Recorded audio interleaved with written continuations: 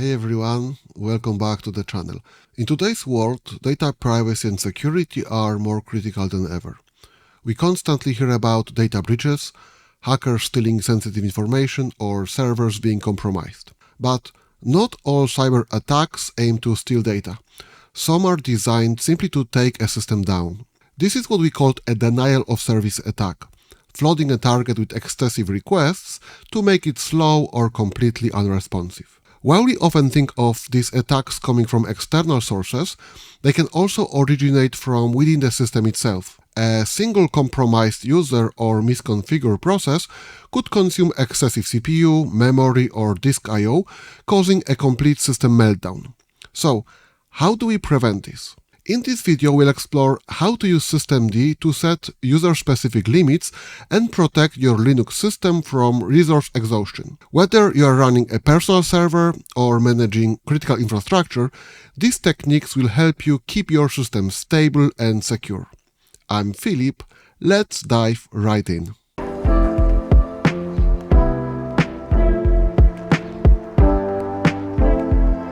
Let's start by showing how dangerous an unrestricted system can be. I will run a simple fork bomb.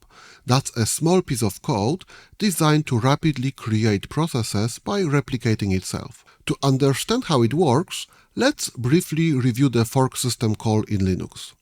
When a process calls fork, the system creates a copy of the process called a child process. How fork bomb works is the parent process creates two child processes, then each child process creates two more child processes, and so on. This continues recursively, leading to exponential growth in the number of running processes. To demo that, I will log into my test server and run this code.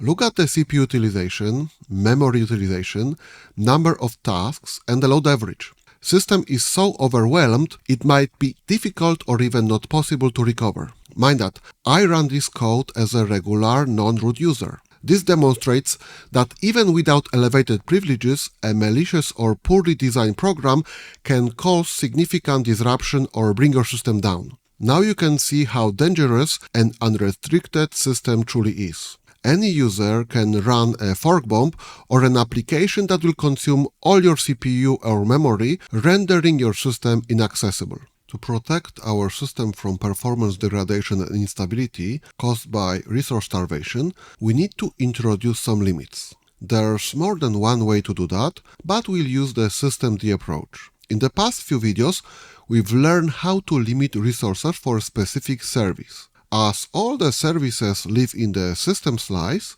we can just go and create a drop-in and add our limits here.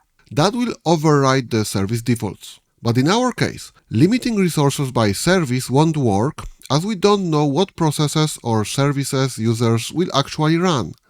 So, is there a way to limit resources for all processes run by a specific user? Luckily there is. Apart from the system slice that groups system services, there's also a user slice. It groups processes from all logged-in users. If we look closely, we'll see that each logged-in user has its own subslice. Here's the root user slice. Root user has ID 0. Here's my user slice. My user has ID 1000. You can check the ID of a user with the ID command. If we look further, we'll see individual user sessions as well as user service that covers any user services as well as the systemd user instance. To sum up, there are two top-level slices. The system slice with system-level services like SSHD, rsyslog, cron, docker, and so on, and the user slice that groups processes for all logged-in users. The plan is, if every logged-in user has its own slice, we should be able to put a limit there, so no matter what processes the user runs, it will be capped on the resources.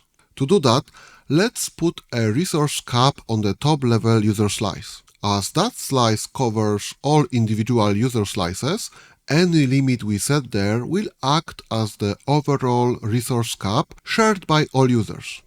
We have 8 GB of RAM. Let's say we'd like to split that 8 GB between system services and user sessions. To do that, we just need to create a drop-in configuration file for the user slice. Here we allocate 4 GB of RAM to be shared among all the user sessions. Now, if we look at the status for the user slice, we'll see it covers all other user slices and also limits the memory to 4 GB. Let's do the same for the system slice. I will create a drop-in and set the maximum memory limit to 4 GB. If we look at the system slice, we'll see it covers all running system services and the memory is capped to 4 GB.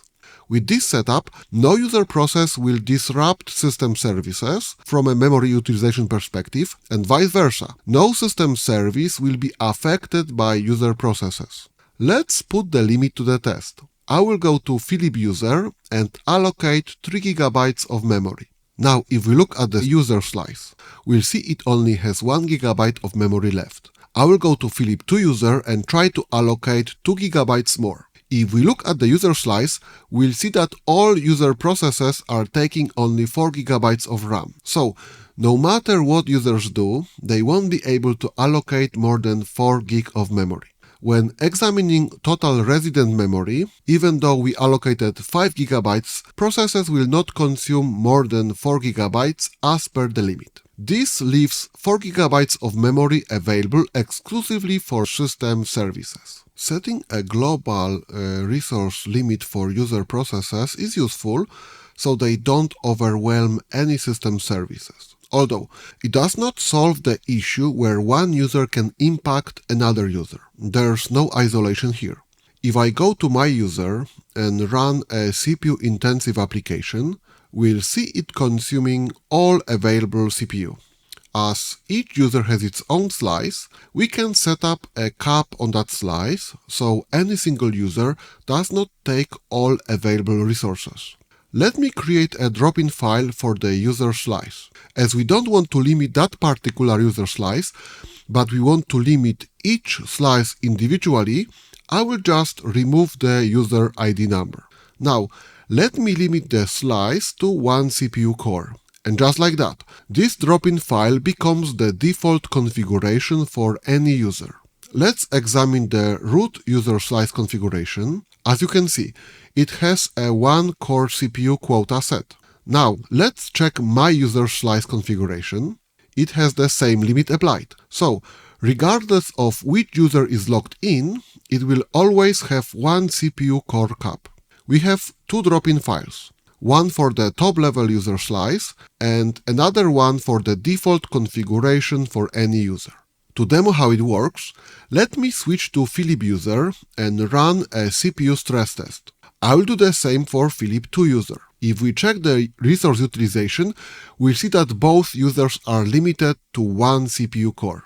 With this setup in place, no user will interfere with the CPU utilization of other users. Even if one user runs a CPU-intensive application, it won't negatively impact or disrupt the performance of another user. However, if you need to set a different resource limit for a specific user, or want to avoid limiting users entirely except for one particular user, it's straightforward. To do that, I will simply create a new drop-in file specifying the exact slice name. In the slice section, I will limit the number of tasks, that is, processes or threads that can run within that slice. Let's check my user slice with Systemctl status command. Notice 2 things. The task limit is in place and our drop-in file shows on the list. Mind that, if you want to see the summary configuration for a unit, you can use Systemctl cat followed by the unit name. Okay, as the task limit is in place, let's try our fork bomb one more time. If we look at the status of the Philip user slice now, we see it reached the task limit, but the system is running stable and is responsive. We've mitigated an attack just by setting a resource limit. What can be done if user processes are consuming too many system resources, like this user here, abusing our system? One option is to pause all processes with Systemctl freeze command. This will not stop or kill processes within that slice, but preserve their state and just suspend the execution. If we look at the resource utilization, we'll see that load average is getting back to normal, as all the processes are paused. We can now troubleshoot what's happening. Then, unfreeze the slice with Systemctl thaw command. Another option to recover is just to stop the user slice completely. This will terminate all processes belonging to the user with this ID. Mind that this will also kill any user services running in the background, kill any applications running under user ID, as well as any SSH sessions for that user. There's one more thing you need to be aware of. If a user does not have a dedicated drop-in for its slice, then a default will apply. Like in this example, the CPU is capped to a single core. However, if a user has a dedicated drop-in file for its slice, the default configuration does not apply. Like in this particular case, we've set the task limit to 1000, but the CPU core limit no longer applies. If we look at the configuration file, we'll also notice a system-wide configuration for slices that manage user sessions that comes with the distribution. Let me show you one last thing. A quick and dirty way to limit resources. You can simply use Systemctl setProperty option followed by the slice name and parameter you want to set. Now, if we look at the slice configuration that belongs to the Philip user, we'll see an additional section created by the setProperty option. We can also check all the locations for the drop-ins by looking at the drop-ins path value of Systemctl show output.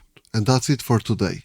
Mind that by mastering systemd's resource control features, you can significantly improve the stability, security, and fairness of your Linux systems. Remember to experiment with different settings and monitor their impact on application performance.